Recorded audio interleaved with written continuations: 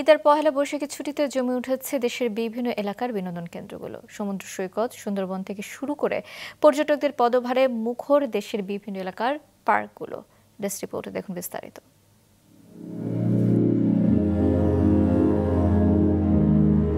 প্রিয়জনদের নিয়ে সমুদ্রের বিশালতা উপভোগ আর সূর্যোদয় সূর্যাস্তের হাতছানি দেখার সুযোগ সবসময় থাকে না।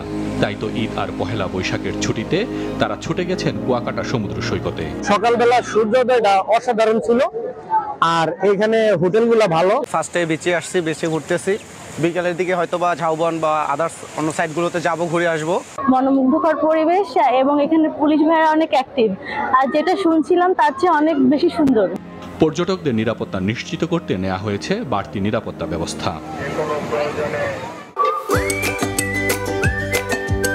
ঈদের দীর্ঘ ছুটিতে বাঘ, হরিণ ও কুমির সহ নানা প্রাণী দর্শন আর সাগরের ঢেউয়ের নৈসর্গিক মনোরম পরিবেশ উপভোগ করতে সুন্দরবনে ভিড় করছেন পর্যটকরা।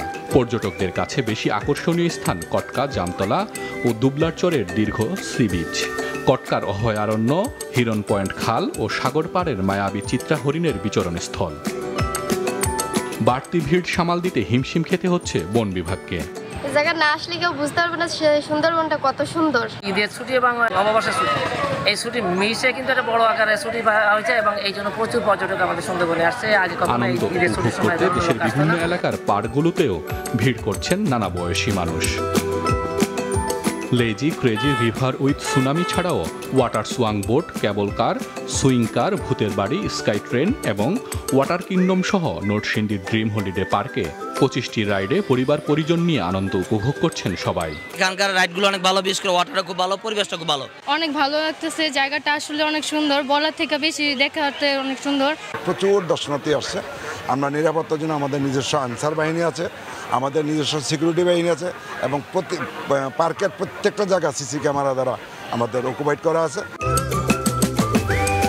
ঈদের আনন্দ ভাগাভাগি করে নিতে পঞ্চগড়ের বিভিন্ন বিনোদন কেন্দ্রে ভিড় করছেন সব বয়সীরা।